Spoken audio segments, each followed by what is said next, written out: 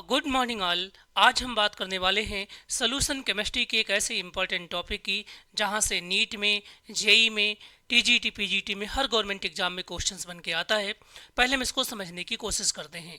प्यारे बच्चों, ideal theory की अगर बात करें तो जो आइडियल सोल्यूशंस होते हैं उनके आयंस के बीच में अट्रैक्शंस और रिपल्सन नहीं होता, लेकिन जो सोल्यूशन हम लोग प्रैक्टिकल्स रूम में यूज करते हैं या लैब में यूज करते हैं वो रियल सोल्यूशंस होते हैं।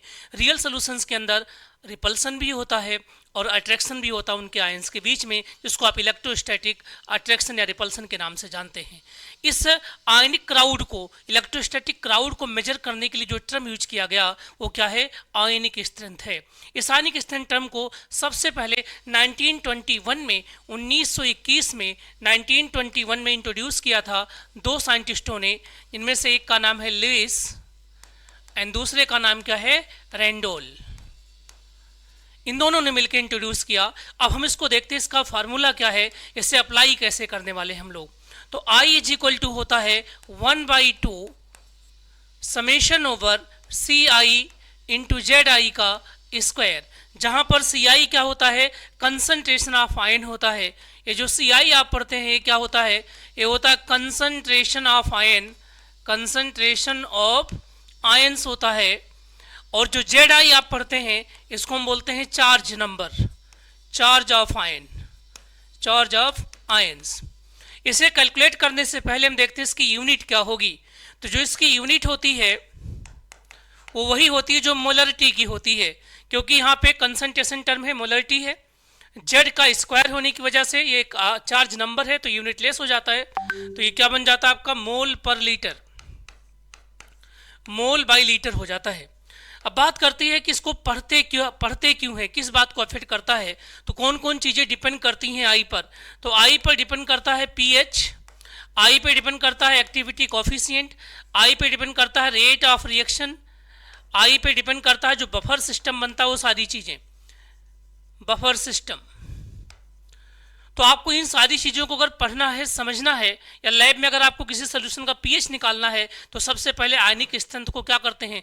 कांस्टेंट कर लेते हैं, जिससे आयंस के बीच में आपका किसी भी तरीके का डेविएशन ना हो अट्रैक्शन या रिपल्सन की वजह से। अब हम एक एग्जाम्पल समझने की कोशिश करते हैं। हमारे पास एक क्वेश्चन है कि calculate the total ionic strength of a solution in which concentration of copper sulphate and aluminium sulphate is 0.1 molar. ध्यान से देखिए, आपके पास एक कंटेनर है, इस कंटेनर में मिक्सचर है सोल्यूशन का। ध्यान से देखें आप, इसमें एक तो कॉपर का आयन होगा, कॉपर का आयन होगा, प्लस आयन है, इसके साथ एक सल्फेट आयन है, दैट इज एल्युमिनियम सल्फेट को अगर आप ब्रेक डाउन करेंगे तो इसमें से 2 एल्युमिनियम के आयन निकल के आएंगे और यहाँ से 3 सल्फेट निकलेंगे, राइट। अब हम देखते हैं, इसको सॉल्व करते हैं। ये जो प्लस है इस माइनस के साथ अट्रैक्ट होगा, ये प्लस इस माइनस के साथ या सबके साथ अट्रैक्ट होगा, माइनस वालों के साथ, इनमें रिपल्सन भी होगा।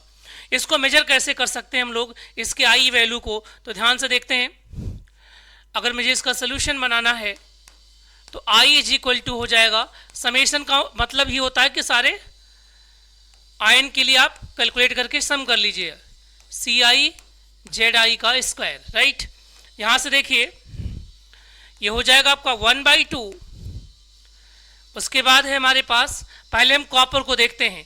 तो कॉपर चूंकि एक ही आपके पास है तो इसका 0.1 हो जाएगा, तो 0.1 इंटू इसका चार्ज कितना है? 2 है, तो 2 का स्क्वायर हो जाएगा प्लस 2 का स्क्वायर, ये कॉपर वाला पार्ट हो गया।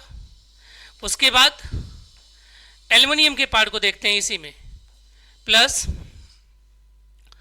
1/2 एल्युमिनियम के लिए। देखिए एल्युमिनियम डबल हो चुका है तो ये आपका हो जाएगा 0.2 इंटू एल्युमिनियम पे चार्ज कितना है? +3 है, तो +3 का स्क्वायर हो जाएगा। सिमिलरली अगर हम देखते हैं किसका? सल्फेट का, तो 1/2, इसकी वजह से 0.1, इसकी वजह से 0.3, 0.4 हो जाएगा, तो 0.4 इंटू -2 का स्क्वायर करेंगे। अब जब इनको आप सॉल्व करेंगे तो कितना आंसर आएगा? देखिए ये आ जाएगा 1.9 मोलर और आपका आंसर बनेगा C। तो ये बहुत ही इंपॉर्टेंट टॉपिक है एग्जामिनेशंस के लिए, जो भी आपके पास कॉम्पिटिटिव एग्जामिनेशन है सभी में यहाँ से क्वेश्चंस आते हैं।